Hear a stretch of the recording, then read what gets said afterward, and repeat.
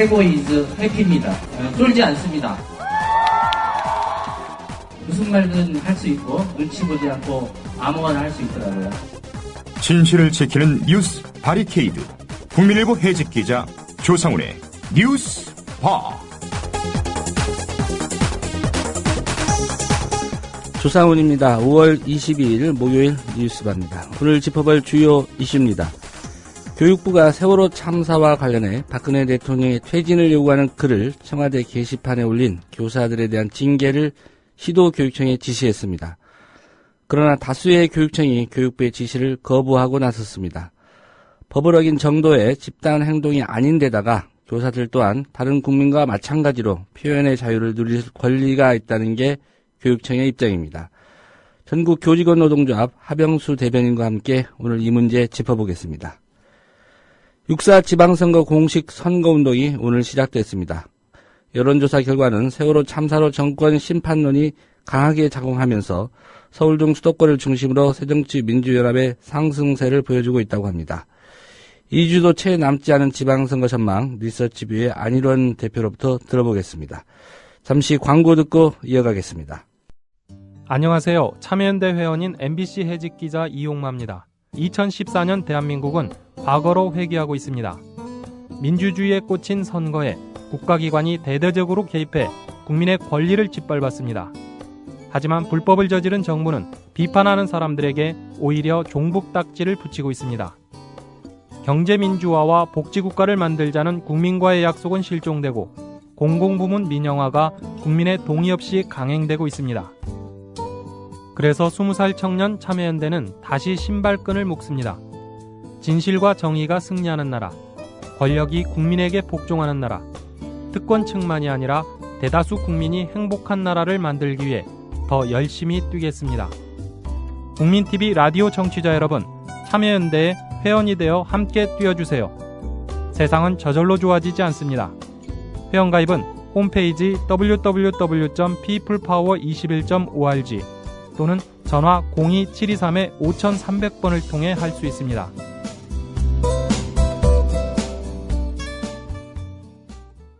Breaking news regarding missing Malaysia Airlines Flight 3. So the United States is lowering the threshold for American. 日本と同じで現地予算やってるから意味がないんだ。环球消费调查，我们来说一种特殊的旅游。近年来呢，出国旅游。 출근길 국제뉴스 브리핑 장혜림의 월드 리뷰.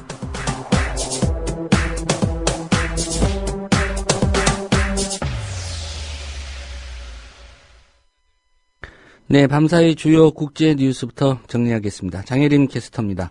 안녕하세요. 네, 안녕하세요. 네, 박근혜 대통령이 지난 19일 발표한 대국민 담화문, 여기에 대한 세월호 사고 실종자 가족들의 반응이 궁금했었는데 이 가족들의 반응 외신들이 다뤘군요. 네, 그렇습니다. 월스트리트 저널은 실종자 가족들이 박 대통령의 담화문에 실종자에 대한 언급은 한마디도 없었던 것과 해경을 해체하겠다고 한 것에 대해 불만을 표시했다고 전했습니다. 예. 그러면서 월스트리트 저널이 실시한 온라인 설문조사 결과를 알렸는데요.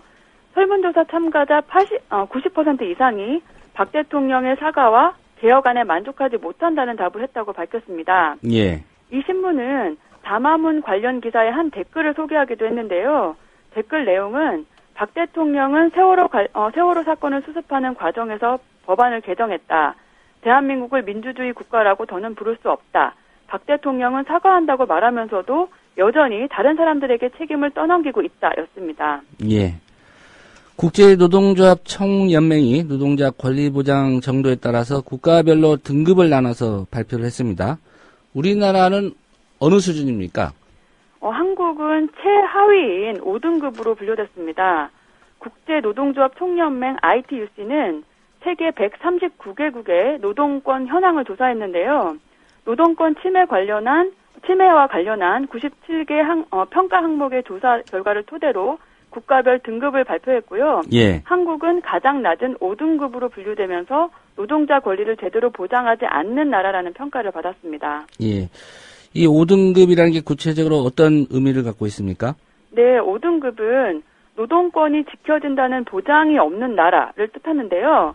노동법이 있기는 하지만 노동자들이 그 혜택을 받지 못한다는 의미입니다. 139개 나라 중 한국과 함께 5등급에 속한 나라는 중국, 인도, 나이지리아, 방글라데시 등 24개국입니다. 5등급 아래로 5+ 등급도 있긴 한데요. 예. 5+ 등급을 받은 나라는 소말리아, 남수단, 시리아처럼 내전 때문에 법치주의가 이루어지지 않고 있는 나라들입니다. 예, 노동권이 지켜진다는 보장이 없는 나라. 뭐 우리 노동 현실하고 그렇게 크게 차이가 나는 것 같지는 않습니다. 네. 다른 나라들의 등급이 어떤지 좀 궁금한데요. 노동권이 가장 잘 보장되는 1등급 국가는 덴마크, 노르웨이, 벨기에, 핀란드 등 18개국이었고요. 일본, 스위스, 러시아 등 26개국은 2등급, 캐나다, 영국, 대만 등 33개국은 3등급을 받았습니다. 그리고 미국, 홍콩 등 30개국은 4등급을 받았습니다. 예. 잠깐 설명은 해 주셨지만 우리나라가 5등급 받은 이유, 구체적으로 어떤 이유가 있습니까? 네, ITUC는 한국 정부의 공무원 노조 설립 신고 반려와 교직원 노조의 법외 노조 결정, 그리고 철도 파업 노조원에 대한 대량 해고 등을 이유로 들었습니다. 예. ITUC는 작년 6월에 87개국의 노조 권리 침해에 관한 보고서를 발표했었는데요. 그때도 한국의 사례들을 지적한 바 있습니다. 이 보고서는 한국 정부가 전국 공무원 노동조합의 등록을 3차례나 거부했다고 밝혔고요.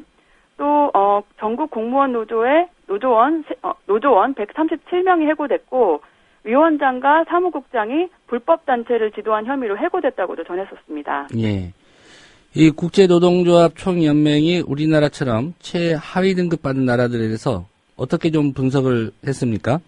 네, ITUC는 이번 연구 발표에서 최소 35개국 정부가 민주적 권리나 임금 인상, 작업 환경 개선, 그리고 일자리 보장 등을 요구하는 노동자를 체포하거나 수감했다고 분석했습니다. 또 최소 53개국에서 노동 조건 개선을 위한 단체 교섭이 부당한 제한을 받고 있다고도 설명했고요. 예. 87개국에서는 노동법과 관행 때문에 노동자들에게 파업할 권리가 보장되고 있지 않다고 지적했습니다. ITUC 사무총장은 이번 발표가 각국 정부와 고용주들에게 전 세계 노조가 노동권 획득을 위한 연대 투쟁에 나설 거라는 경각심을 줄 거라고 말했습니다. 예. 다음 소식도 근로자들 입장에서 좀 눈여겨볼 소식 같은데요. 네. 네, 맥도날드가 올해 주주총회 앞두고 있는데 여러 비판받고 있다고요. 어떤 내용들입니까? 네, 현지 시간으로 22일에 맥도날드 주주총회가 열립니다. 그런데 지난 15일부터 미국을 비롯해 30개국의 패스트푸드 체인점 노동자들이 시간당 최저임금 인상과 그리고 노동조합 결성 보장을 요구하는 시위에 들어가 있는 상태입니다. 이런 상황에서 돈 톤슨 맥도날드 CEO의 연봉이 950만 달러, 우리 돈으로 하면 무려 97억 3,700만 원이라는 사실이 비판을 받고 있는데요. 예. 맥도날드 직원 수백 명은 주주총회 전날에 본사 건물 앞에서 시위를 벌일 것으로 알려졌습니다. 맥도날드는 이번 주주총회에 언론의 출입을 허용하지 않기로 했는데요. CNN 머니는 맥도날드에 대한 부정적 이미지가 고조된 상황 때문일 거라고 분석했습니다. 예. 아무리 CEO라고 하지만 연봉이 100억 원 가까이 되는데요. 이 노동자들이 받는 급여와 좀 차이가 심한 거 아닙니까? 그렇습니다. 비영리 연구기관인 데모스의 최근 분석에 따르면 패스트푸드 업체 CEO 연봉은 일반 근로자 평균 연봉의 무려 1000배에 이릅니다. 체인점 노동자의 평균 시급은 9달러가 조금 넘고 연봉으로 계산하면 19,000달러에 불과한데요. 예. 이것은 빈곤선인 연봉 23,850달러에도 못 미치는 수준입니다. 패스트푸드 체인점 노동자들은 시급을 15달러로 올려달라고 요구하고 있습니다. 예. 일본 후쿠시마 원전 사고 이후 원전 가동을 금지하는 법원의 첫 판결이 나왔군요. 네. 일본 후쿠이현의 주민이 5위 원전 3, 4호기의 가동을 막아달라고 간사이 전력을 상대로 소송을 제기했는데요. 이것에 대해 원전을 운전하면 안 된다는 판결이 내려졌다고 교도통신이 보도했습니다. 재판부는 원전 주변에서 일어나는 대규모 지진을 대비해 내진 설계에 반영한 기준 지진동을 넘는 흔들림이 10년 사이에 전국 원전에서 5차례 관측됐다고 지적했고요. 예. 그러면서 지진 대국인 일본의 5위 원전에 기준 지진동을 넘는 지진이 오지 않는다는 건 근거 없는 전망에 불과하다 이렇게 밝혔고요. 그러면서 기준 지진동보다 작은 흔들림에도 큰 중대한 사고가 날 수 있다고 지적했습니다. 예. 아무래도 이번 판결이 아베 총리가 추진하는 원전 재가동 정책 여기에 영향을 미칠 수 있을 것 같은데요. 어떻습니까? 네, 그런 전망이 있는데요. 하지만 어제 정부 대변인은 기자회견에서 안전이 확인된 원전은 재가동한다는 정부의 방침에는 변함이 없다고 밝혔습니다. 보도에 따르면 일본 법원이 주민이 낸 소송에서 원전 가동을 중단하라는 판결을 한 것은 2006년 이후 이번이 두 번째인데요. 2006년에 시가 원전의 가동을 금지한 당시 판결은 항소심에서 뒤집혔었습니다. 예. 잘 들었습니다. 네, 감사합니다. 네, 장혜림 캐스터의 국제뉴스 브리핑이었습니다.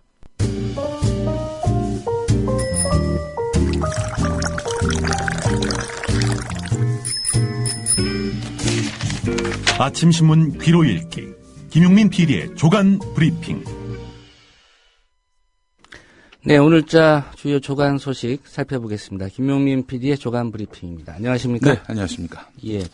세월호 사고 이제 정치권으로 넘어가는 국정조사 그리고 예. 특별법 여기에 관심이 모아지는데 일단 청와대를 국정조사 대상에 포함시키기로 여야가 합의는 했죠? 예, 그렇습니다. 자, 청와대가 도마 위에 오른다. 그렇다면 결국 청와대가 사고 당시 제대로 된 상황 인식을 했는지, 그 판단은 적확했는지, 이게 쟁점이 되겠죠. 예.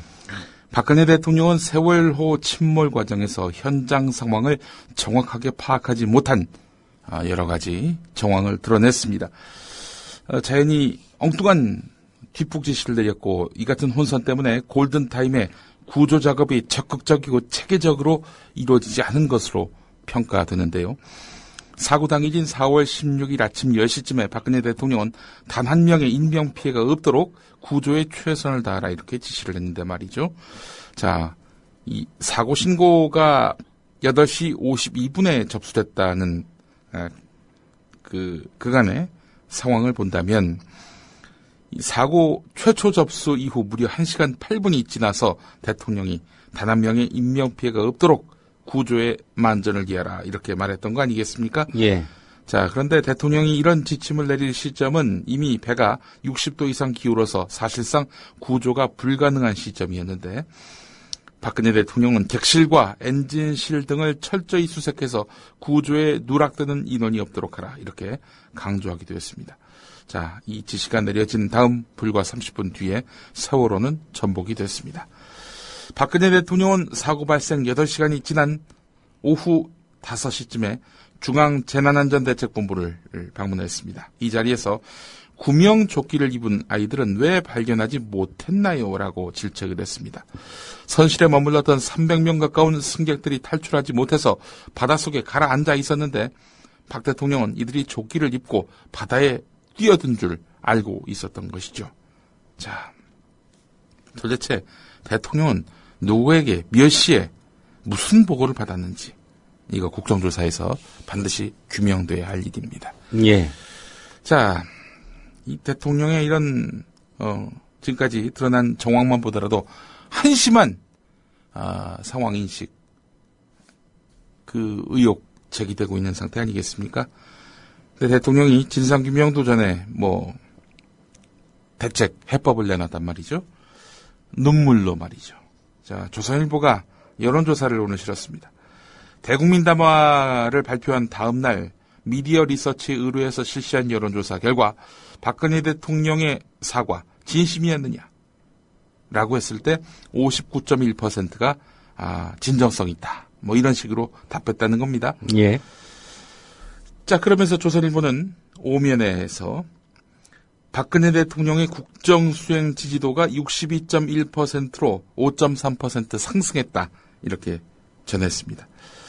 세월호 사고 직전에는 68.5%, 그리고 세월호 사고 직후에는 56.8%, 그리고 이번 조사에서는 62.1%로 이제는 바닥을 치고 올라가고 있다라고 사람들에게 보여주고 있는 것입니다. 조선일보가요. 선거가 임박하고 대통령 책임론을 최소화해야겠다는 정략적인 목표가 이런 지면 배치, 편집을 통해 드러난 것 아니냐.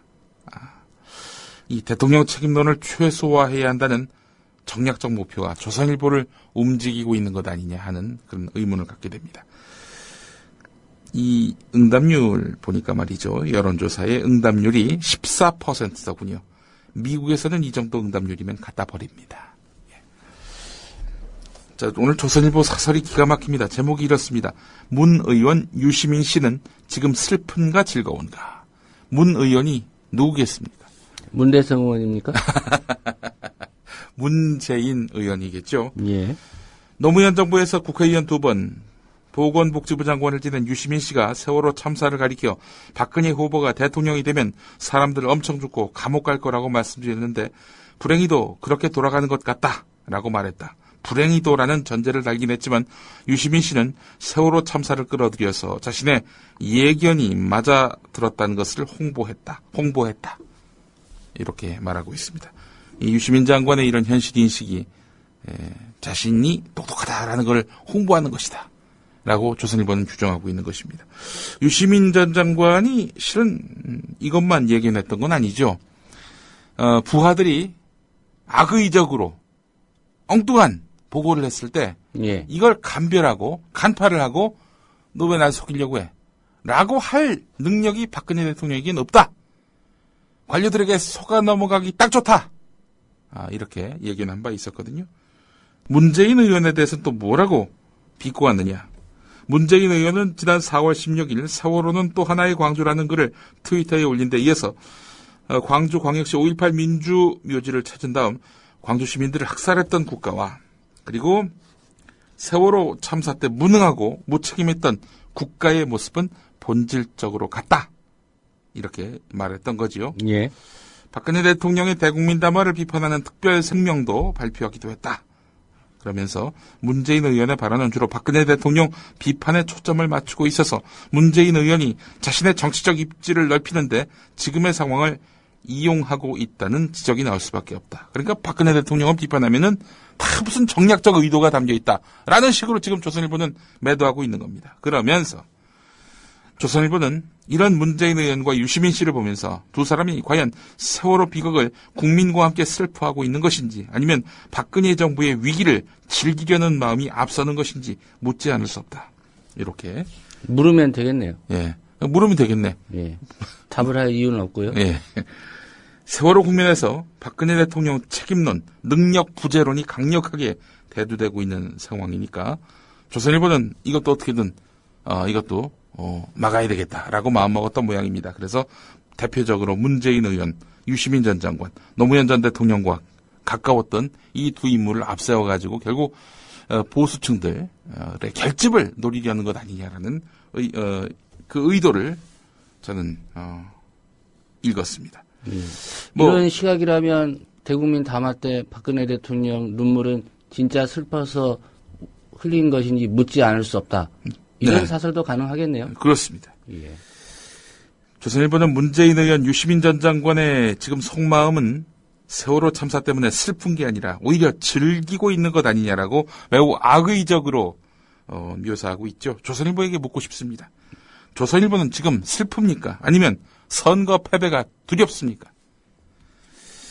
박근혜 대통령과 이익 공동체인 조선일보의 실체를 알아야 이 조선일보의 이런 농단, 기만 이런 것들을 읽을 수 있는 겁니다. 중앙일보 한번 읽어보겠습니다. 정말 제가 어제 페이스북에다가 엄청나게 크게 웃었다라고 말씀드렸던 사진 한 장이 있습니다. 김기춘 실장 갈 때까지 가보자. 이런 글귀를 구원파 신도들이 금수원 앞에 이렇게 딱 걸어놨죠. 예. 어제는 또 하나의 플래카드가 더 달렸습니다. 김기춘 실장 갈 때까지 가보자. 글귀 위에 우리가 남이가. 이게 우리가 남이가. 이 말이 1992년 12월에 초원 복집 사건 때 예. 이제 김기춘 전 법무부 장관이 부산 지역 기관장들을 모아다 놓고 김영삼 후보를 밀어야 된다. 우리가 남이가. 예. 이렇게 얘기했던 것들을 비꼬는 차원도 있지만 저는 한 발 더 나가서 구원파하고 김기춘 실장 우리 남 아니다 이런 얘기 아닙니까? 그렇죠. 예. 뭔가 거래가 있는 거 아닌가라는 의구심이 들었는데 거래가 있다면은 그야말로 정말 코미디지요. 자, 이와 관련해서 중앙일보는 이 김기춘 실장을 엄호하고 나섰습니다. 이용혁 건국대 경찰행정학과 교수의 말을 빌려가지고 엄호하고 나섰는데요. 현수막 메시지를 통해서 김기춘 실장을 계속 걸고 넘어지는 것은 세월호 사고의 책임을 정부 탓으로 돌리려는 것이다. 이렇게 말했다는 겁니다. 대통령 책임론을 최소화하기 위해서 오늘 조선일보 1면, 3면, 4면 이 골든면에는요. 유병헌 회장에 대한 집중 공격성 기사가 배치됐습니다. 중앙일보도 마찬가지입니다. 자, 그런데 중앙일보는 한 발 더 나가서 우리가 남이가 김기춘 실장 갈 때까지 가보자. 이런 플래카드를 문제 삼은 건데요. 구원파가 세월호 사고의 책임을 정부 탓으로 돌리려는 것 아니냐. 이렇게 중앙일보가 남의 말을 인용해서 보도했는데요. 예. 정부와 여당 그리고 정부 여당과 이익공동체인 타락한 언론이 세월호 사고의 책임을 유병헌 탓으로 돌리려는 것 아닌가. 전 이렇게 반문하고 싶습니다. 예. 지금까지 밝혀진 바로 보면은 예. 침몰 사고 예. 여기까지는 선사 예. 유병헌 일가의 책임이 크죠. 그렇죠. 이후에 구조를 못한 상황. 적어도 8시 52분 4월 16일 8시 52분 이후서부터는 정부 책임입니다. 구조할 수 있는 그래도 최대 3시간 최소 1시간 이 시간 동안에 대한민국 정부는 뭐 했습니까? 한 것도 없으면서 대통령은 엉뚱한 상황 인식이나 하고 말이죠. 관료들한테 농간당한 거 아닙니까? 능력과 지혜가 부족한 것이 확연하게 드러났는데 말이죠. 이 타락한 언론들은 이런 정부, 대통령 감싸고 돌고요. 이 모든 책임을 다 유병헌에게 뒤집어 씌우고 있습니다. 이 자들이 도대체 누구와 이익공동체인지를 따져본다면 이런 기사에 눈과 귀가 흐려질 리가 없습니다. 예. 박근혜 대통령의 언급 한마디만 다시 강조를 하겠습니다. 네. 단 한 명의 인명피해도 없도록 구조에 최선을 다하라고 했는데 단 한 명도 사실상 구하지 못했습니다. 그렇습니다. 그게 결과입니다. 예. 경향신문 일면을 보겠습니다. 세월호 참사에 대해서 수도권 주민 700명에게 물어봤더니 도망간 선장보다 더 큰 분노를 느끼고 있다. 이런 내용이었습니다. 한국피해자지원협회 안산지역 심리지원단이 지난달 21일부터 5월 10일까지 수도권 지역 주민 700명, 이 가운데 안산 시민이 212명입니다. 이분들을 대상으로 심리검사와 상담을 진행했더니 세월호 침몰 사고의 충격이 10대와 20대보다 30대 이상의 연령대에서 더 크다는 결론이 나왔다. 이렇게 밝혔습니다. 30대는 전 연령층 가운데서 가장 큰 심리적 충격을 받았는데요. 40대는 희생자들과 비슷한 또래의 자녀가 있어서 큰 슬픔과 분노를 느끼고 있는 것으로 보입니다. 30에서 40대 분노는 최근 앵그리맘 등의 유모차 시위를 통해서도 드러났는데 도망간 선장보다 무능한 정부의 대처에 더 큰 분노를 한 것으로 조사됐습니다. 세부적으로 보겠습니다. 충격과 괴로움의 이유를 묻는 질문에 658명이 답했는데 어린 학생들의 비참한 죽음에 대한 괴로움이라는 응답이 가장 많았고요. 이게 한 401명이었습니다. 658명 중에 구조 대책에서 무능하고 믿을 수 없는 정부 때문에 충격과 괴로움을 금하기 어렵다. 이 답은 299명, 300명에서 1명 모자란 사람들이 답한 것입니다. 피해 가족들의 상실감에 대한 안타까움 212명이었습니다. 선장 선언에 대한 분노다. 이 답은 169명이었습니다. 연구를 진행한 공정식 경기대 범죄심리학과 교수는 40대는 세월호 사건을 지금 당장 나의 문제로 인식해서 자꾸 떠올리고 괴로워하는 반면에 미혼자가 많고 자녀가 어리거나 앞으로 자녀를 가질 계획을 세우는 사람이 많은 30대의 경우 잊기 위해서 일부러 회피하는 등 혼란이 크다. 공동체 내에서 폭넓은 대화를 통해 해결해 나가야 한다. 이렇게 말했습니다. 자, 그러나 조중동을 보게 되면은 이 모든 책임이 유병헌에게 있는 듯 몰아가고 있습니다. 호도하려는 거죠, 호도. 정부의 무책임한 행태, 이거는 세월호 유가족에 대한 긴급 생계비 지원 실태를 보면은 더욱 확연해집니다. 안산시청이 최근 유가족들에게 긴급 복지 지원 제도 연장 지원 안내 공문을 보내면서 소득, 재산, 금융 같은 3가지 자격 기준을 안내한 것으로 확인되었습니다. 이거는 결국 보건복지부의 어떤 지침에 따른 것인데요. 예. 앞서 정부는 유가족 전원에게 한 차례 생계비 지원을 지급했는데요. 4인 가구 기준으로 108만 원입니다. 이번 연장 지원은 긴급 생계비를 받은 유가족 가운데 생계가 어려운 가구에 대해서 6월, 7월 2개월분의 생계비를 추가로 지급하겠다는 취지입니다. 그러나 지나치게 엄격한 자격 기준 때문에 논란이 일고 있습니다. 월 소득 244만 원 이하, 부동산 포함 재산 8,500만 원 이하, 금융자산 300만 원 이하의 3가지 조건을 하나라도 충족해야만이 아니라 3가지 조건을 모두 충족해야만 생계비를 받을 수 있습니다. 안산시청은 실거래 가격이 아닌 공시지가로 재산 가치를 측정하기 때문에 유가족 대다수가 해당된다 이렇게 설명을 했지만 설득력이 떨어진다는 겁니다. 국토교통부 부동산 공시가격 알림에 따르면 유가족이 많이 거주하고 있는 안산 고잔 일동의 경우 자녀를 둔 가족이 사는 중소형 연립주택의 매매 가격이 8천만 원에서 9,600만 원입니다. 다른 기준들도 마찬가지로 논란거리입니다. 맞벌이만 해도 한 달에 240만 원을 넘게 벌고 은행에 예금이 300만 원도 없는 가정은 오히려 찾아보기 힘들 정도다. 긴급 생계비 추가 지원을 받을 수 있는 유가족이 그리 많지 않을 것이다. 이렇게 말을 했다는 겁니다. 한 유가족은 시간이 지날수록 경제적 어려움은 더 커질 것이 분명한데 정부는 여전히 안이한 대처로 일관해서 유가족들을 2번 울리고 있다. 이렇게 분통을 터뜨렸습니다. 생색만내고 말이죠. 예. 자, 박근혜 대통령이 얼마 전에 대국민 담화를 할 때 이런 말을 했습니다. 해경의 구조, 군안, 경비 분야 업무는 신설될 국가안전처가 맡고 수사, 정보 기능은 경찰청으로 이관할 것이다. 그러니까 이제 그동안 구조, 군안, 경비에 집중을 해야 하는데 오히려 수사정보에 쏠리다 보니까 해경이 제 역할을 못했다. 이런 지적들이 쭉 나왔죠. 예. 그걸 이제 받아들인 것 같습니다. 자, 그런데 오늘 조선일보가 말이죠. 이면에서 해경이 없는 바다. 위태롭다. 중국 어선의 불법 조업. 이거 어떡할 거냐.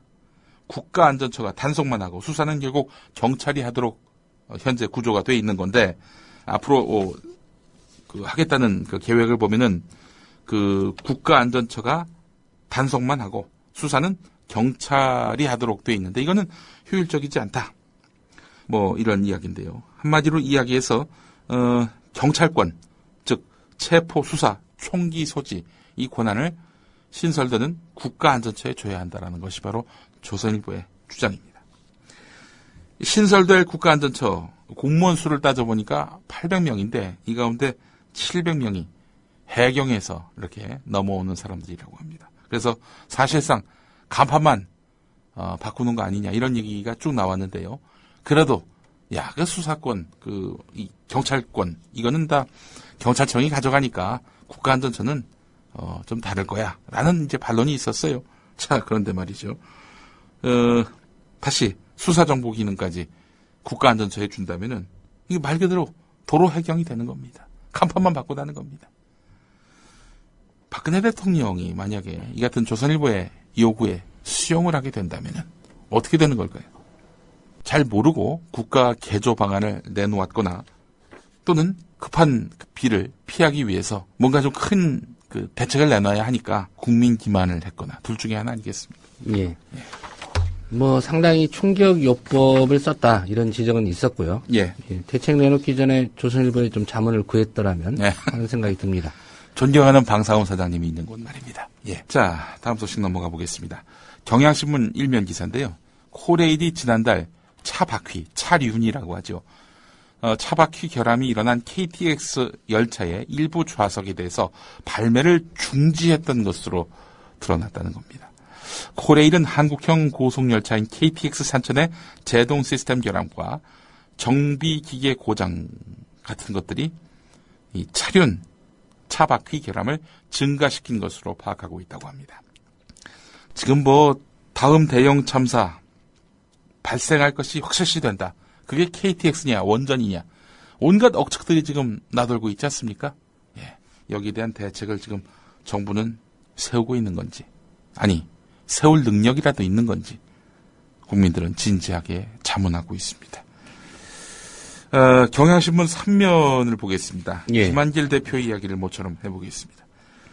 김한길 새정치민주연합 공동대표가 대통령의 눈물은 너무 늦었고 대책은 너무 빨랐다. 수습과 진상조사가 끝나기 전에 대책을 내놓은 것은 상처를 잘 살피지 않은 것이고 처방을 성급하게 내린 것이다. 이렇게 지적을 했습니다. 박근혜 대통령 담화일은 5월 19일이죠. 예. 그러니까 5월 19일로부터 이틀이 지나서 이런 말을 했던 겁니다. 자, 그런데 담화 직후에 김한길 대표는 뭐라고 얘기했습니까? 박근혜 대통령 눈물로 많은 국민이 진정성을 느끼지 않았을까 생각한다. 이렇게 평가를 했습니다. 3일 만에 180도 달라진 공세 모드로 변화한 것입니다. 한 측근은 이런 입장 변화를 두고 담화 당시 회의 중이어서 TV 중계를 보지 못하고 대통령이 눈물을 흘렸다는 말만 보고받았다. 그러나 담화 내용을 보고 난 다음 이건 아니다 라면서 김한길 대표가 분개했다는 겁니다. 이런다고 빈축을 받을 것을 안 받게 되는 겁니까? 자, 앞서서 김한길 대표는 지난달 29일 박근혜 대통령의 국무회의 간접 사과 직후 대통령의 사과가 국민께 위로가 되기를 바란다 이렇게 말했었죠. 이런 말을 했다가 비판 여론이 빗발치니까 대통령의 사과는 국민과 유가족에게 분노를 더하고 말았다라는 말로 180도 또 입장을 바꿨습니다. 한 측근은 김한길 대표의 대응 방식을 두고 사람을 대할 때 먼저 칭찬하고 그 다음 비판하는 스타일이다 이렇게 말을 했다고 하는데 말이죠. 예. 칭찬 먼저 하고 그 다음 비판하면 이거 뒤통수 치는 거 아닌가요? 참, 오늘 3면에 관련 기사가 있습니다. 예. 정몽준 새누리당 서울시장 후보 이분의 그 반값 등록금 발언이 또다시 논란을 촉발하고 있습니다. 박원순 서울시장이 이제 취임한 이후에 서울시가 운영하는 서울시립대의 등록금이 절반으로 줄어들었지요. 시립대 교수를 만나보니까 대학 재정도 나빠졌고 교수들도 연구비와 월급이 깎여서 좋아하지 않더라. 뭐 이런 말을 하면서 말이죠. 그러면서 반값 등록금, 이 반값 등록금 때문에 졸업생들이 존경을 받지 못한다. 이런 말을 했었습니다. 자, 이것 때문에 등록금 부담, 이것이 경감되기를 바라는 그런 여론을 정몽준 후보가 표명한 것 아니냐라는 논란이 일고 있습니다. 예. 그래서 지금 새누리당 안에서도 지금 논란이 큽니다. 지지율이 지금 뒤지고 있는 상황인데 이 전세 역전을 노린 공격적 발언을 연이어 내놓고는 있지만 이런 발언 하나가 자충수가 되고 있다라는 그런 새누리당 내부에 우려하는 목소리가 나오고 있다고 합니다. 정몽준 의원이 31년 동안 이사장을 한 대학교가 있습니다. 울산대학교입니다. 정주영 전 현대그룹 명예회장, 이분이 만든 대학이 바로 울산대학교인데 여기 등록금이 700만 원대입니다. 그런데 박원순 시장의 서울시립대는 현재 200만 원대입니다. 200만 원대 등록금은 너무 싸서 졸업한 다음 존경을 못 받는다. 뭐 이런 얘기인 것 같습니다. 그렇다면은 울산대만큼 올리겠다는 얘기인가요? 예, 올 초까지. 그러니까 대학이라면 정몽준 후보 주장에 따르면 한 등록금 700은 내고 다녀야 그래야 나중에 졸업한 다음에 폼도 나고 그렇죠. 예. 그런 얘기인 것 같은데 계속 논란이 커지니까 어제는 그 반값 등록금 그 취지에는 동의한다라면서 수습을 했다고 하는데 예. 그 말로 수습이 될 수 있을지는 모르겠습니다. 정우원 국무총리 어제 또 폭탄 발언을 했네요. 그제도 폭탄 발언을 했는데 말이죠. 국정원이 세월호로부터 보고를 받고 이렇게 초기에 파악했다. 그런데 그 전에 국정원은 세월호로부터 직접 보고받은 바 없다. 또 이렇게 이야기를 해가지고 국정원이 거짓말한 건 아니냐. 이런 논란을 촉발시켰죠. 이런 가운데 청와대에서 KBS에다가 세월호 보도 관련해서 협조를 요청하는 전화를 했다. 이렇게 사실상 KBS에 대한 외압설을 인정했습니다. 청와대가 KBS에다가 협조를 구한다. 이 본인들은 협조를 구하는 거겠죠. 하지만 받아든 쪽에서는 어떻게 생각하겠습니까? 청와대에서 연락이 온 건데 압력으로 느끼지 않겠어요? 예. 결국에는 또 이 청와대의 언론 통제와 관련해서 일부분을 시인한 것이어서 더 큰 논란을 자아내고 있습니다. 연일 이렇게 폭탄 발언을 쏟아내는 걸 보면서 정 총리가 그만두니까 뭐 이제는 더 이상 눈치 안 보고 얘기하는 것 아니냐라는 그런 일각의 추측도 나오고 있습니다. 그래서 예. 뭐 결국에는 총리 인선이 좀 더 빨라지는 것 아니냐 뭐 그런 생각도 해보게 되는데요. 더 이상 폭탄 발언 못하게요? 예. 후임 총리로 지금 안대희 전 대법관이 물망에 올랐다 오늘 조선일보가 일면에서 보도하고 있네요. 안대희 대법관 그 지난 대선 때 말이죠. 새누리당 정치쇄신 특별위원장을 맡았었죠. 그런데 박근혜 대통령과 마찰을 빚은 바 있었습니다. 왜 마찰을 빚었느냐? 한광옥 국민대통합위원장 이 사람을 영입하는 문제 때문입니다. 한광옥 위원장 비리 인사인데 이 사람을 끌어들인다? 안 된다. 라고 이야기했던 인물이었습니다. 자, 그런데 지금 공교롭게도 안대희 전 대법관과 함께 총리 물망에 오른 또 다른 인물이 바로 한광옥 씨입니다. 자, 오늘 조선일보는 또 6면에서 김기춘 실장 유임 가능성이 또 무게를 실었네요. 남재준 원장은 그만둘 수도 있다. 이런 식으로 또 보도하고 있고요. 김기춘을 유임시키면은 인적쇄신이라는 건 안 한 거라고 볼 수밖에 없는 거 아닙니까? 예, 구원파가 또 플래카드 걸겠죠. 예. 그 대통령의 마음을 담은 게 아닌가 싶어요. 어제 붙인 거 우리가 남이가. 예. 그 김기춘 실장을 향한 박근혜 대통령의 마음을 이렇게 구원파가 대신 표현해 준 거 아닌가 하는 그런 생각도 해보게 됩니다. 오늘 여기까지 하겠습니다. 네, 김용민 PD의 조간 브리핑이었습니다. 잘 들었습니다. 예.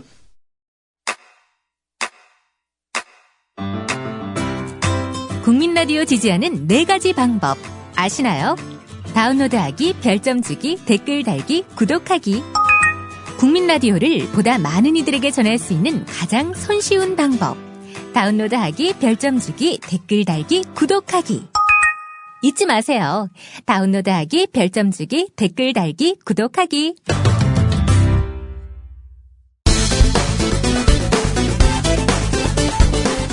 방송통신심의위원회로부터 받은 전원구조 오보 자료입니다. MBC 11시 1분, SBS 11시 7분, 어이없는 건 KBS입니다. KBS가 이 오보 몇 시에 보도했는지 아십니까? 정확한 시간은 알지 못합니다. 그 시간을 모르시고 여기 나오셨습니까? 너무하신 거 아닙니까? 화면이라도 보시죠. 11시 26분입니다. 네. 이 11시 26분이면 이미 SBS와 MBC가 오보라고 얘기를 한 이후에 KBS가 보도했습니다. 이게 말이 됩니까? KBS 재난주간 방송이죠. 네, 그렇습니다. 안산 단원고 학생 전원 구조라는 희대의 오보. 새정치연합 최민희 의원은 방송통신심의위원회 자료를 인용해 MBC 작품이라고 공개. 그러나 MBC보다 MBN이 먼저 오보를 낸 것으로 확인. 새정치민주연합의 최민희 의원이 단원고 학생 전원 구조라는 오보를 MBC가 촉발했다고 주장을 했는데요. 이는 부정확한 자료에 근거한 틀린 주장으로 확인됐습니다. 현원석 기자입니다. 학생 전원 구조의 최초 보도는 모 종합편성 채널이 한 것으로 확인됐습니다. 그러나 MBN이 오보를 낸 것은 MBC보다 불과 19초 앞선 것. 19초 늦게 오보를 냈으니 오보 책임이 없다는 말? MBC는 그런 인상을 주기 싫었는지 이런 보도도 추가했는데. 한편 MBC는 이번 논란을 떠나 MBC 역시 세월호 참사 보도 과정에서 오보를 내고 정정 보도를 하는 등 그동안 희생자 가족들과 시청자 여러분께 혼란과 상처를 드린 점을 깊이 반성하며 재발 방지를 위해 더욱 노력하겠다고 밝혔습니다. MBC 뉴스 현원섭입니다.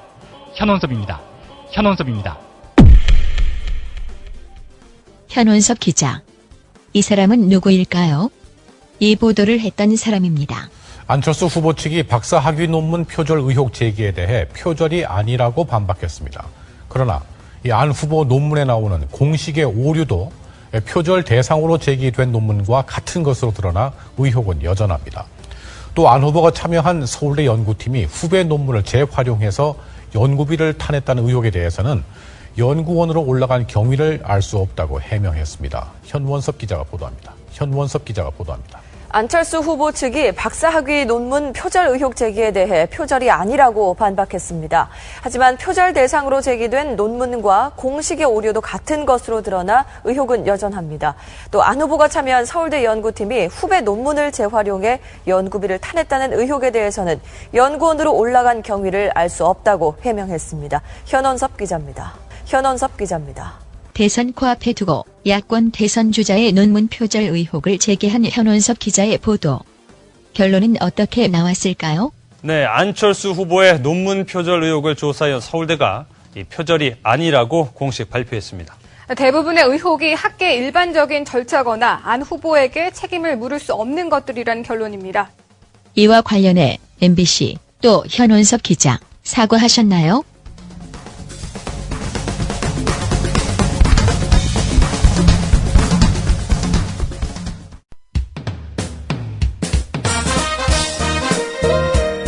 균형 잡힌 시각, 정직한 분석, 조상훈의 뉴스바.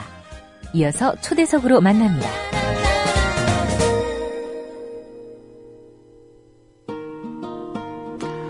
네, 얼마 전 교사 43명이 세월호 참사와 관련해 박근혜 대통령의 퇴진을 요구하는 글을 청와대 게시판에 올렸습니다. 교육부는 이 교사들에 대한 징계를 시도교육청에 지시를 했습니다. 그런데 다수의 교육청이 엊그제 교육부의 지시를 거부하겠다는 결정을 내렸습니다.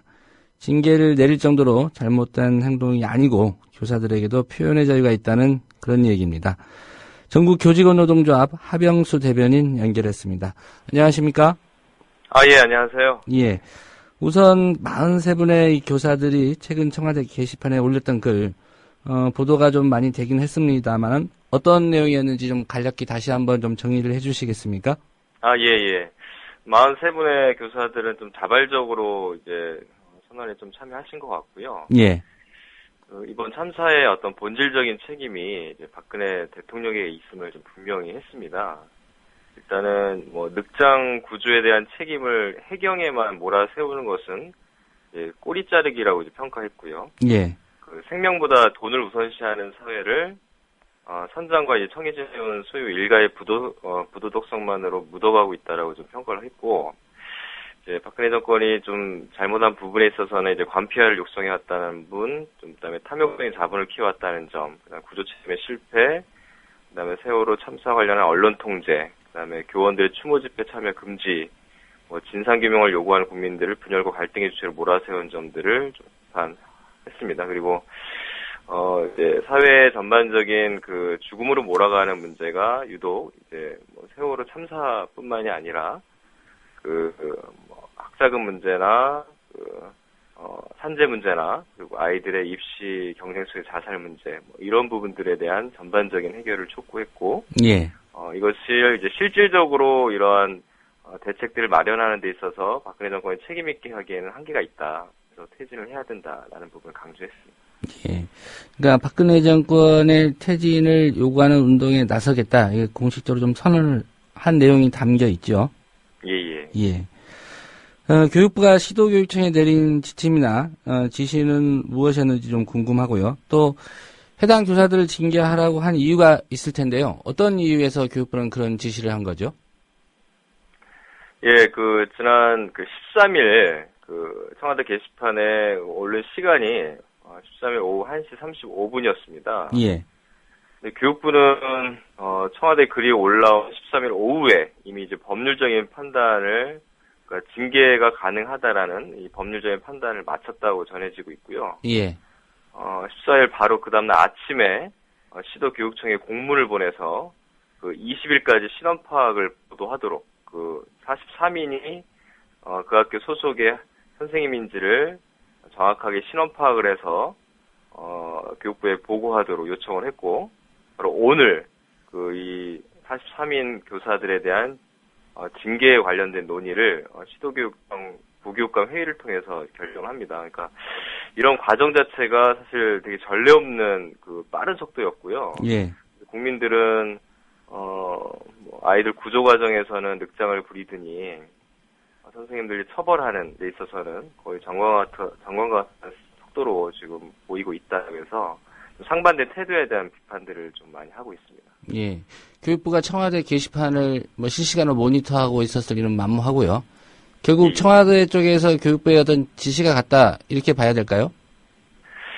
일단은 사실 이런 빠른 속도와 그리고 내용적으로 박근혜 대통령을 지지하는 내용이 아니라 예. 아무래도 세월호 참사에 대한 실제 책임을 묻는 내용이기 때문에 교육부는 당연히 청와대의 눈치를 볼 수밖에 없는 거고요. 그래서 교육부의 눈과 귀가 현장에 있다기보다는 청와대에 맞춰져 있다고 저희들 볼 수밖에 없습니다. 그리고 이번 조치뿐만이 아니라 이제 세월호 참사가 발생한 이후부터 교육부가 일관되게 공문을 내려보낸 내용들이 교사 추모 집회 참석을 금지한다든가 SNS 올리는 걸 금지시킨다든가 이 교사 선언을 금지한다든가 이걸 어겼을 경우에는 형사처벌을 할 것이다라는 일종의 위협적인 공문 내용들을 일관되게 보내왔습니다. 그래서 예. 교육부는 정권 비판을 차단하는데 그동안 계속 급급해왔고요. 이번 징계도 이제 교사들의 어떤 정부 비판을 차단하려는 어떤 정치적 징계로 저들 보고 있습니다. 예. 이 청와대 게시판에 글을 올린 교사 43분이요. 본인들이 이제 실명을 다 공개를 했습니다. 예. 그렇다고 하더라도 이제 교육부가 어느 교육청, 어느 학교 소속인지를 지금 파악하라고 지시하지 않았습니까? 예. 이분들이 주로 그 전교조 소속인지 그런 또 의문을 갖는 분들도 있는데 어떻게 전교조에서는 좀 파악이 된 내용이 있습니까? 일단 특정하기엔 좀 어렵고요. 예. 일단 43분들은 특별히 어느 소속이다 이런 부분으로 스스로 밝힌 것이 아니라 일단 현장에서 일단 세월호 참사에 대한 책임을 박근혜 정권이 1차적으로 져야 된다라는 부분에 있어서 동의하는 교사들이 자발적으로 좀 진행한 것입니다. 예. 이 교육부의 징계 방침에 대해서 글을 올리는 해당 교사들의 입장은 나왔습니까? 예, 이분들이 사실 징계 자체는 이제 부당하다라고 당연히 생각을 하는 거고요. 예. 하지만 일정한 징계 조치는 예상을 좀 한 것 같습니다. 그래서 이때까지 태도로 봤을 때는 교육부와 청와대가 충분히 무리한 징계를 강행할 수 있을 거라는 어떤 여지를 좀 두셨던 것 같고, 저희도 2009년에 교사 선언 당시에는 굳이 징계를 전제로 한 신원조에 저희들이 협력할 이유가 없었죠, 사실은. 근데 이번 교육부의 말에 의하면 대략 3분의 2 정도의 신원 파악이 됐다라고 지금 얘기를 하고 있습니다. 이 얘기는 44분 선생님 대다수가 어떻게든 신분을 좀 드러내고 있는 상황이라는 것이죠. 이것은 교사 선언 내용의 정당성이 분명하고 신분을 감출 이유가 전혀 없다고 스스로 좀 판단해서 개인적인 판단에서 아마 그러한 좀 신분을 드러내는 어떤 그런 감행을 좀 하시는 것 같습니다. 예. 전교조 입장에서는 교육부의 방침이나 이 징계 지시 이런 게 법적으로나 절차적으로나 정당하지 못하다 이렇게 주장하고 계시죠? 예. 그 근거는 뭐라고 말씀하시겠습니까? 일단 법적인 사실 다툼의 여지는 분명히 있을 것 같은데 그걸 떠나서 대통령이 세월호 참사에 대한 책임이 있다라는 거는 스스로도 인정한 부분이고 예. 많은 국민들이 공통적으로 좀 얘기하는 부분입니다. 그래서 국민 정서에 반하지 않고 실질적인 책임을 묻는 내용을 이제 민원성 게시글을 올렸다고 처벌하는 나라가 세상에 어디 있겠습니까? 대통령 욕했다고 잡아가는 시절은 독재 정권 시절에나 있었던 시절 아니겠습니까? 그래서 법적인 부분은 이번 교육부가 징계 사유로 이제 정치적 중립성 위반과 집단 행동이라는 부분을 얘기하고 있는데요. 예. 정치적 중립성이라는 거는 이제 공무원들에게 특별히 우리나라 공무원들에게 엄격하게 적용을 하고 있긴 하나 헌법에서 얘기하는 정치적 중립성이라는 거는 정권의 어떤 단파적인 요구를 있는 그대로 교육으로 이행하지 말라라는 의미입니다. 예전에는 정권이 요구하는 대로 그대로 시녀처럼 행동해왔던 게 이제 교사의 역할 중에 하나였기 때문에요. 그래서 이번 부분들은 또 더구나 수업 중이나 공무 중에 일어난 것이 아니라 학교 밖에서 국민 한 사람으로서의 자기 표현을 한 거기 때문에 특별히 정치적 중립성이 위반된다라고 얘기할 수는 없는 거거든요. 그래서 그런 부분에 있어서 이번 징계 절차는 법적인 근거도 없고 오히려 교육부가 청와대의 눈치만 봐서 스스로 오히려 정치적 중립성을 위반한 그런 징계가 아닌가 그렇게 저희들 보고 있습니다. 예. 제가 한 가지 궁금한 게 이 교사들이 진도 그 사고 현장에서 컵라면 먹은 서남수 교육부 장관 징계하라고 이런 요구는 하지 않습니까? 예, 뭐 저희들 이번 징계 사유가 국민들 비판을 더 받는 이유가 고위 공무원들의 이제 부적절한 처신 문제로 사실 굉장히 논란이 됐었는데 그 당사자가 또 서남수 교육부 장관입니다. 예.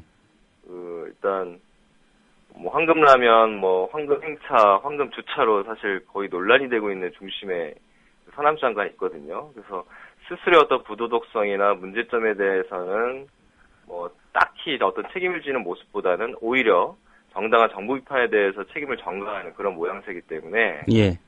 사실 부적절한 처신에 대해서는 저희들이 뭐 단순한 사과 문제가 아니라 뭐 세월호 참사 전반에 대한 자기 책임을 토로하고 저희들은 사퇴를 요구를 했었습니다. 예.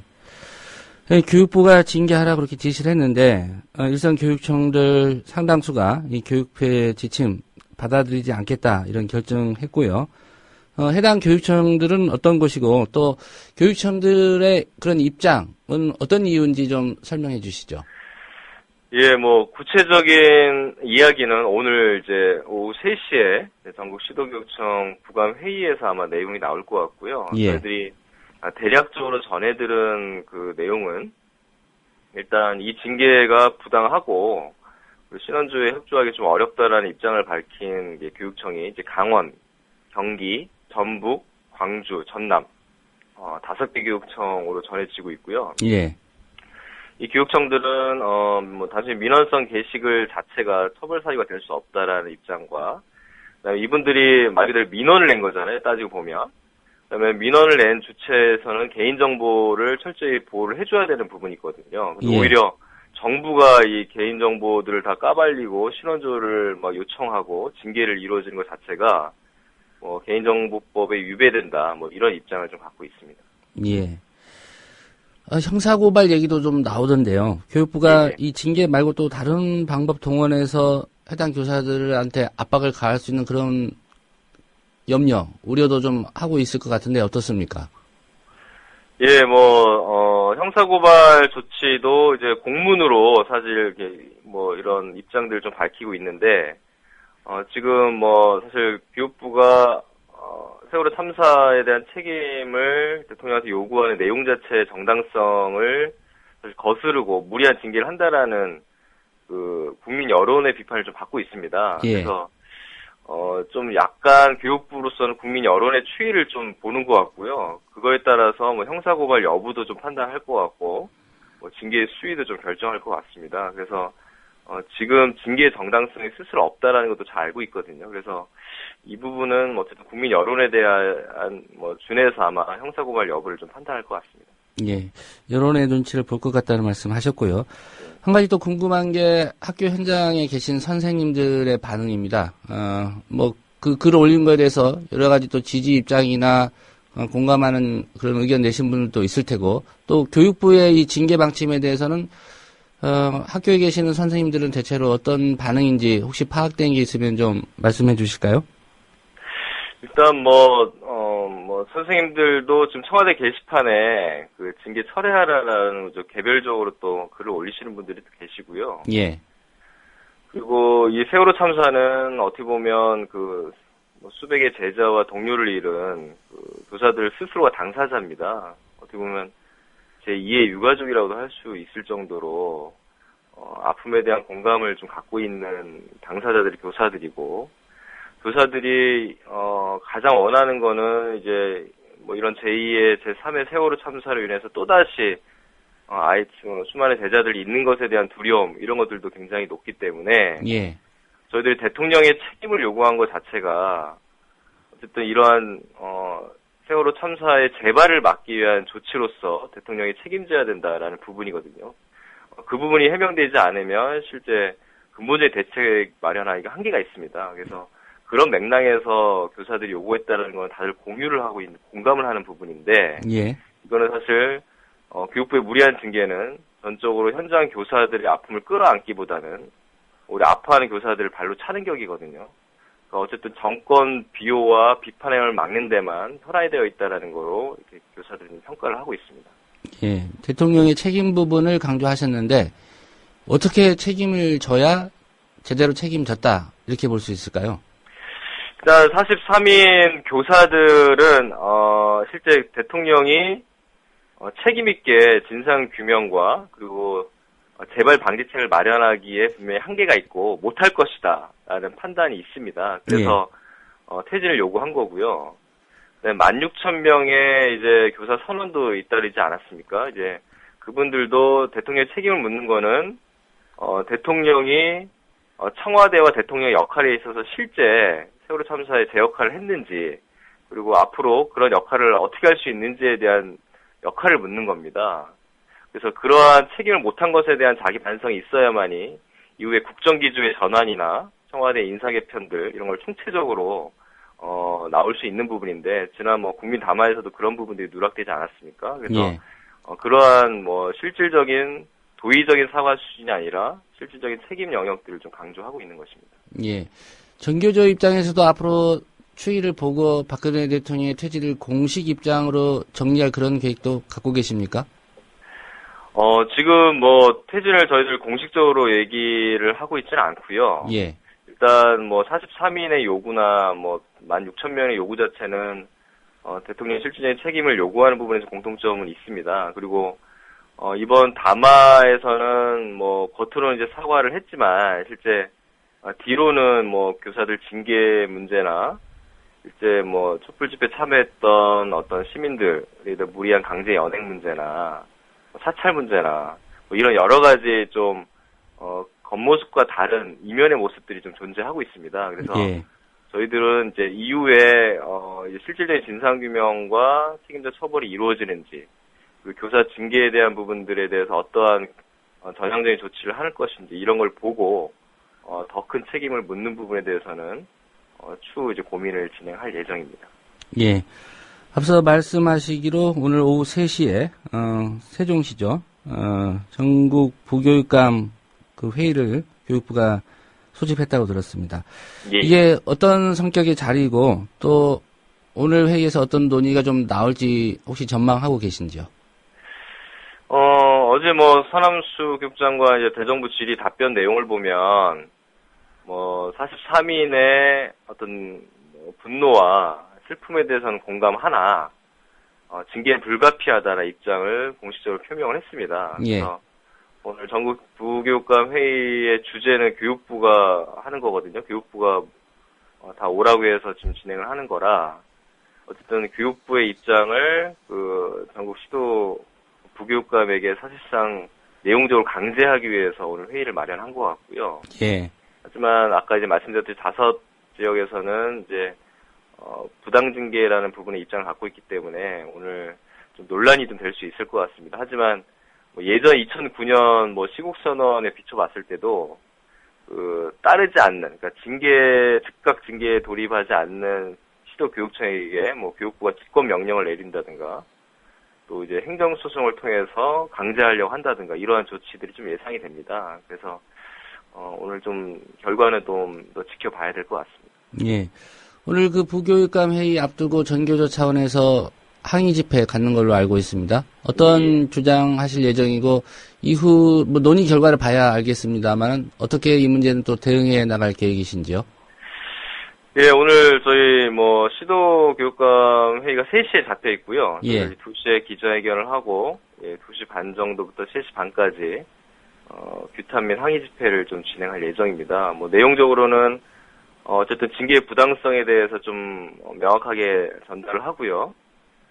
그리고 이제 대통령 담화 내용에 대해서도 이 분명한 어떤 한계가 있기 때문에 이 부분에 대한 평가도 좀 진행을 할 거고요.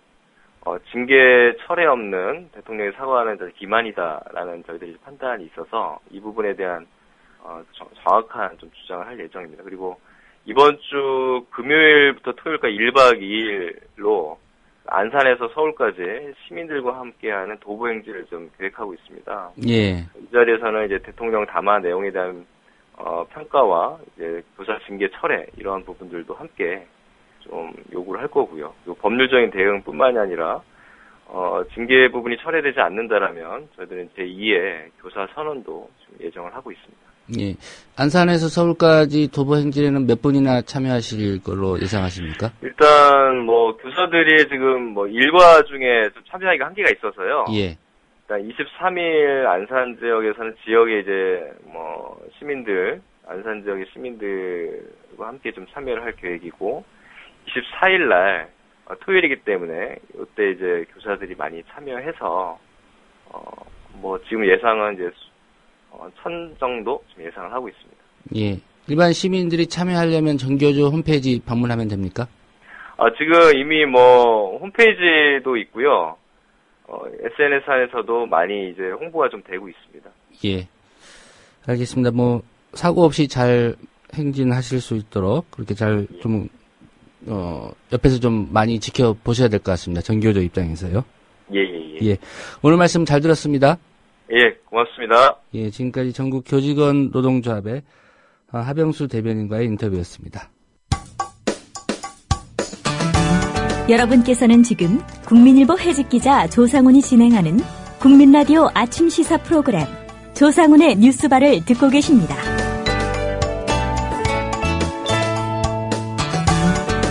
네, 6.4 지방선거 공식 선거운동이 오늘 시작됐습니다.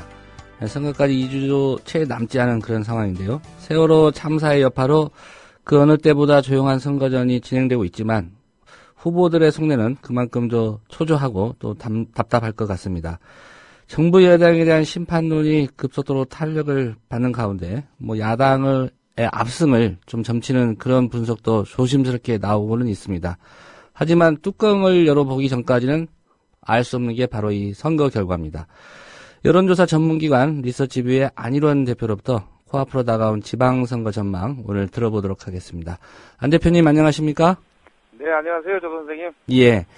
잠시 전에 선관위의 보고를 마친 그리고 이제 공표하셨는데 최신 여론조사 결과를 오늘 좀 소개해 주신다고 제가 들었습니다. 먼저 이번 조사의 개요부터 좀 설명을 부탁드리겠습니다. 네, 알겠습니다. 조사는 어제 이루어졌고요. 어제 1일간 전국 휴대전화 가입자 1,000명을 대상으로 ARS 방식으로 조사를 했고요. 예. 표본 오차는 플러스 마이너스 3.1%포인트입니다. 예. 응답률은 4%였습니다. 응답률이 좀 낮긴 했네요. 제가 이제 좀 그 지방선거를 오늘 선거운동이 시작되는 지점이고, 예. 좀 전략적인 지표를 좀 짚기 위해서 좀 설문이 좀 긴 부분도 있었습니다만은, 예. 대략적으로 좀 응답률이 좀 낮게 나타났습니다. 예. 우선 박근혜 대통령에 대한 직무평가 결과가 좀 중요할 것 같습니다. 결과는 어떻게 나왔습니까? 어제 조사 결과 44.2% 응답자가 잘하고 있다. 직무평가를 잘하고 있다라고 평가를 했고요. 예. 47.4%의 응답자들이 잘 못하고 있다라고 응답해서 이 부정평가가 오차범위 내에서 좀 높은 것으로 나타났고 직전 조사인 5월 4일 조사보다 긍정평가가 4%포인트 상승했고요. 예. 부정평가는 3.9%포인트 좀 감소했습니다. 그래서 지난번 그 대통령의 대국민 담화가 좀 영향을 미친 게 아닌가 이렇게 좀 추정이 됩니다. 예. 어쨌든 오차범위 내에서 부정적인 평가가 다소 좀 높게 나타난 그런 결과군요. 예, 그렇습니다.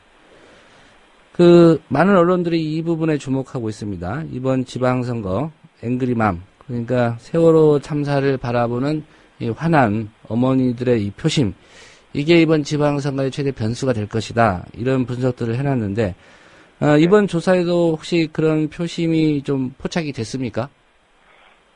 가장 큰 특징이 40대 여성들의 그 지지도인데요. 예. 작년 5월 31일 저희가 역시 전국 휴대전화 조사를 했던 거 1년 전 거의 정확히 1년 전 정도의 조사 결과인데요. 예.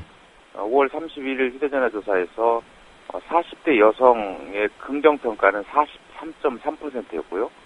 부정평가는 31.5%로 긍정평가 지수 잘했다 나누기 잘못했다를 지수화한 건데요. 예. 잘했다라는 긍정평가 지수가 1.37배 높았습니다.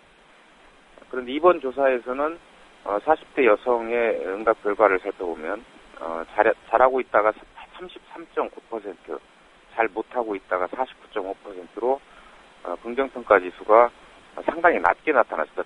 절반 수준으로 나타났는데요. 예. 작년 5월 말 40대 여성의 긍정평가 지수가 1.37로 잘하고 있다라는 평가가 1.37배 높았는데 이번에는 긍정평가 지수가 0.68, 정확히 2분의 1 수준으로 지금 급락한 것이 가장 눈에 띄는 대목인 것 같고요. 예. 이번 세월호 참사에 대한 40대 엄마들의 이런 그 감정이 상당히 그 지표상으로 반영이 되고 있는 것으로 보여집니다. 예. 1년 사이에 박근혜 정부를 평가할 만한 다른 변수가 정치적인 이슈 말고는 없었는데 예.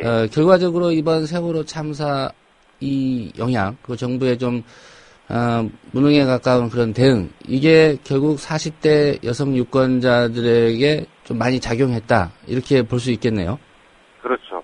예. 2008년 그 미국산 수입 쇠고기 파동 때도 엄마들이 유모차를 몰고 결국 그 가두로 나왔었는데요. 예.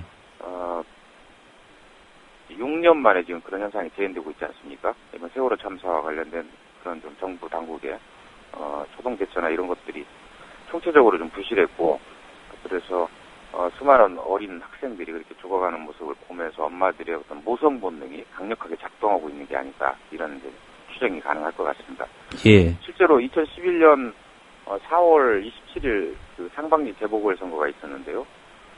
그 당시에도 일본 대진이라는 그런 그 악재가 발생하면서 먼 이웃 나라의 문제로만 치부됐던, 그리고 재보궐선거 이슈를 집어삼켰던 일본 대지진 사건이 당시 강원도 삼척시에 추진 중이던 삼척 원전과 맞물리면서 춘천, 강원도에도 세슘이 섞인 비가 내렸다라는 그런 뉴스가 전파를 타기 시작하면서 예.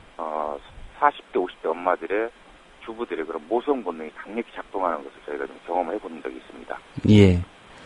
그리고 이번 조사에서 박근혜 정부를 안정시켜야 된다, 이른바 안정론, 그리고 이거 정권 심판으로 봐야 된다, 이런 심판론이 좀 팽팽하다고 제가 들었습니다.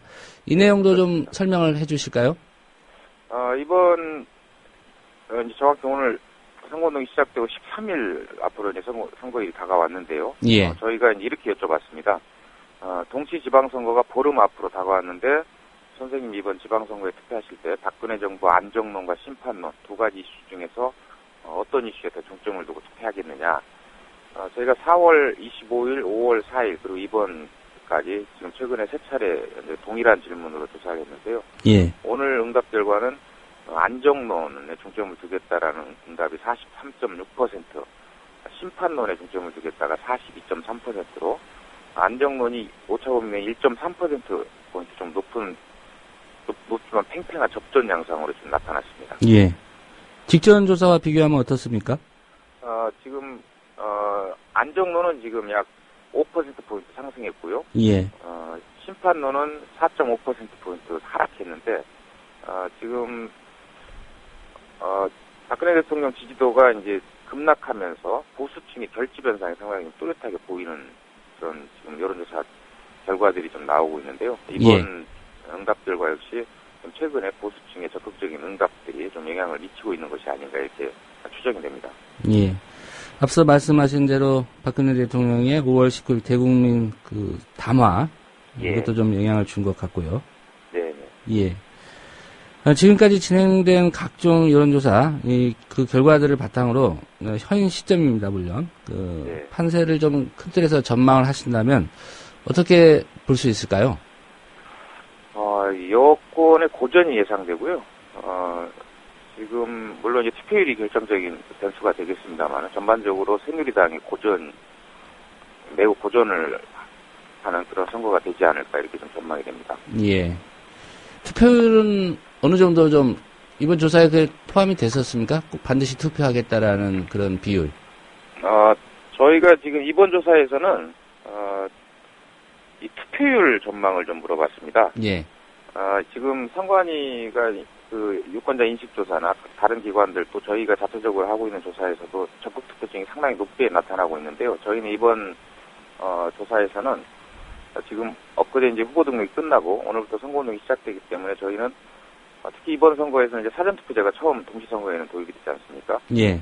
그래서 지난 2010년 전국 평균 투표율 54.5%였는데 선생님께서 최근 직장이나 주변 사람들 분위기를 감안할 때 이번 지방선거 투표율이 지난 2010년 지방선거 대비 올라갈 것으로 전망하느냐 아니면 더 낮아질 것으로 전망하느냐라고 여쭤봤습니다.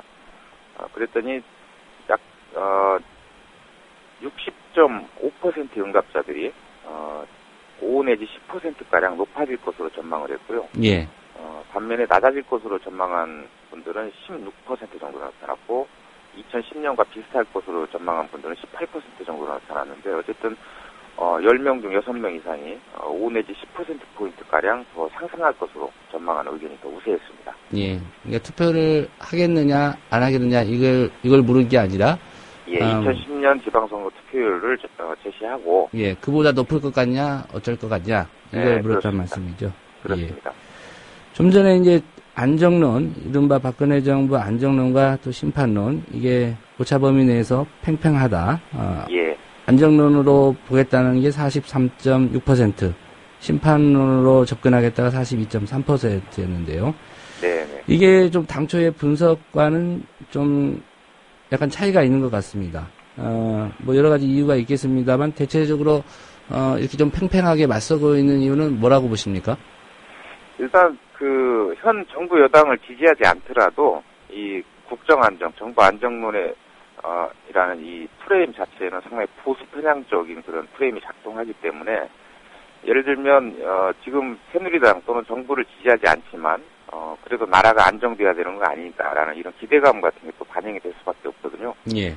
그래서 이번 조사 결과 역시 호남에서도 24.7%가 안정론에 비중을 뒀습니다. 그러나 지난 대선이나 역대 선거 결과를 보면 지금 현재 새누리당이 호남에서 10% 초반 이상을 득표한 예를 찾기 어렵기 때문에 결국 자기가 정부 여당을 지지하지 않지만 나라가 안정되어야지 시끄러우면 좀 곤란한 거 아닌가라는 그런 기대감 등이 이 안정론에는 반영되어 있다고 봐야 되기 때문에 예.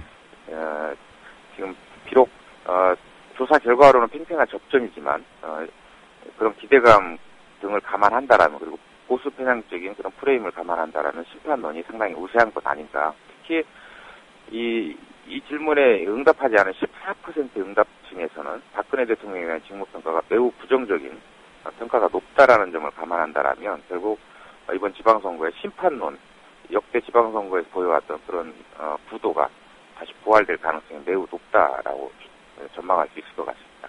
예. 지역별 전망도 한번 들어보도록 하겠습니다.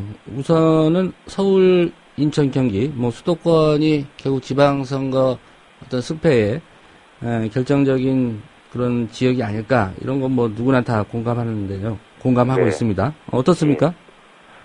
서울은 안정론 43.1, 심판론 41.8로 역시 팽팽하게 나타났고요. 예. 경기 인천은 안정론 39.1, 심판론 45.7, 오히려 심판론이 약 6.6%포인트 높은 것으로 나타났습니다. 그래서 수도권 전체적으로 보면 심판론이 좀 더 우세한 것으로 지금 전망할 수 있을 것 같습니다. 예. 충청, 대전, 이것도 좀 치열할 것이다, 이렇게 전망이 되는데, 이 지역은 어떻습니까? 예, 이번 조사 결과 안정론이 42.1, 심판론 41.7, 불과 0.4%포인트, 접전 양상인데요. 예. 역시 무응답층이 충청이 이제 16.2%가 나타났는데, 무응답층의 의견까지를 반영한다라면, 팽팽한 그런 접전 양상이 이어질 것으로 보입니다. 예. 영호남 지역이야 각각 새누리당 그리고 새정치민주연합의 어떤 정치적 텃밭 이렇게 좀 평가를 되고 있기 때문에 따로 여쭤보지는 않겠는데요. 네. 부산은 좀 짚어볼 필요가 있겠습니다. 웬관이 이제 서병수 새누리당 후보하고 지금 무소속이지만 어쨌든 야권 후보로 단일화된 오거돈 후보 예. 여론조사 결과로 좀 접전이다 이렇게 나오고 있는데 부산 지역은 어떻게 전망하십니까? 지금 이번 조사에서 안정론이 부산, 울산, 경남 이제 권역을 묶은 건데요. 예. PK 지역의 안정론에 중점을 두겠다는 의견이 50.3%, 심판론이 40.8%, 그래서 약 9.5% 정도 안정론이 높게 나타났는데요. 2010년 지방선거 당시에도 당시 한나라당 현직 시장과 김정길 민주당 후보가 접전을 펼쳤지 않습니까? 예. 근데 지금 이번 조사에서도 박근혜 대통령의 직무평가에 대해서 PK 지역의 긍정평가가 49.1, 부정평가가 45.2%, 역시 오차 범위의 접전 양상을 보이고 있습니다. 예. 그리고 그동안 서병수 후보와 오거돈 후보의 그런 양자 대결을 상정한 조사 결과 등을 감안하면 2010년보다 더 치열한 접전이 전개되지 않을까 이렇게 전망이 되고 있습니다. 예. 부산은 섣불리 어느 쪽이 이긴다 진다 이렇게 좀 예단하기가 어렵겠군요. 네. 오늘부터 이제 본격적인 공식 선거 운동이 시작됐는데 이게 기간이 짧다면 짧을 수도 있고 또 길다면 길 수도 있습니다. 뭐 후보들 입장에서 또 지지도에 따라서 그런 차이가 있을 수 있는데요. 네. 이게 판세를 좀 뒤흔들 만한 그런 남은 변수들 뭐가 있을까요? 지금으로서는 예전에 전통적으로 그런 그 선거 막판에 터졌던 그런 악재들이 불거지기는 좀 쉽지 않은 그런 정서 분위기 아닌가라는 전망이 되고요. 예. 그동안 이제 여권에서는 이 북한 이슈, 지난 2010년에도 천안함 사건이 있었고, 이제 그런 부분들이 정권 심판으로 무력화시킬 것이다라는 그런 전망들이 많았지만 결국 선거 결과는 그렇지 않았었고요. 특히 지금 이번 세월호 참사로 이제 전 국민이 큰 충격을 받았지 않습니까? 예. 충격만 받은 게 아니라 엄청난 상처를 받은 겁니다. 그래서 어떤 충격을 치유하기 위해서는 그보다 더 큰 충격요법으로 통할 수 있지만 깊은 상처를 치유하는 데는 상당한 시간이 걸릴 수밖에 없기 때문에 예를 들면 97년 IMF 사태로 한나라당이 무능한 정당이라는 이미지를 벗는데 10년이 걸렸습니다. 그리고 2007년에 가서 정권 교체에 성공을 했고요. 이번에 이 상처, 전 국민 쪽의 상처를 치유하기 위한 그리고 이 충격을 벗어나기 위한 그런 어떤 큰 변수는 이번 지방선거에서는 없을 가능성이 매우 높지 않느냐 이런 이제 개인적인 전망을 하고 있습니다. 예, 한 가지만 더 여쭤보겠습니다. 물론 이제 선거 결과가 나와봐야 얘기를 할 수 있는 부분이긴 합니다만 승패에 따라서 이 선거 결과가 여권, 야권 물론 여권이 이길 경우 또 질 경우 다르겠습니다만 어떤 정치적 영향을 줄지 또 어떤 의미가 있을지 좀 분석을 해주시죠. 지금 세월호 참사 이후에 그 총리께서 지금 사퇴서를 제출했었지 않습니까? 예. 그리고 여야 모두 지금 내각 총사퇴를 넘어서 청와대, 국정원까지 지금 사퇴론이 나오고 있는데요.